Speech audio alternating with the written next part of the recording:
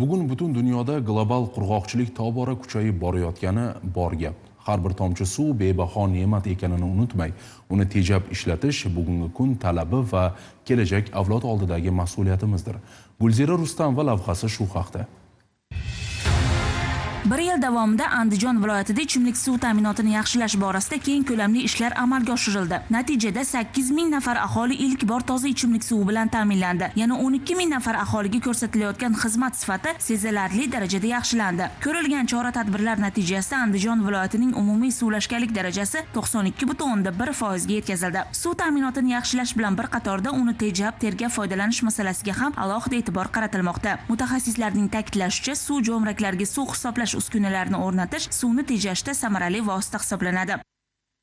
Oldingi yillarda sutkasiga 1,326,000 kubometr ichimlik suv ishlab chiqarilayotgan bo'lsa, bugungi kunda 2025-yilda 1,210,000 kubometr, ya'ni 100,000 kubometr iqtisod.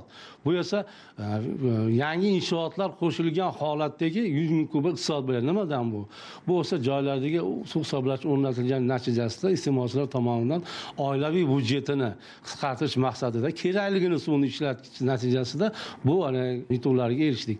An'anaviy usulda foydalanilganda suvning qariyb 27% behuda sarflanadi. Hisoblash uskunalari esa ana shu miqdordagi yo'qotishning oldini olish imkonini beradi. Shuningdek, suv hisoblagichlarni o'rnatish loyihasi iste'molchilar qarzdorligini kamaytirishda ham muhim ahamiyatga ega. Mutaxassislar bu orqali aholining foydalanilgan toza ichimlik suvi uchun to'lovlari 4-5 barobargacha iqtisod qilinayotganini qayd etishmoqda. Biroq shunga qaramay sohada muammolar mavjud. Hozirda suv ta'minoti bo'yicha 92 milliard so'm miqdorida qarzdorlik yuzaga kelgan. Mutaxassislarning ogohlantirishicha, bunday qarzdorliklar hududlarga barqaror suv yetkazib berish hamda boshqa iste'molchilarga sifatli xizmat ko'rsatish imkoniyatlarini cheklaydi. Shu bois suvdan oqilona foydalanish va to'lov intizomini mustahkamlash bugungi kundagi dolzarb vazifalardan biri bo'lib qolmoqda.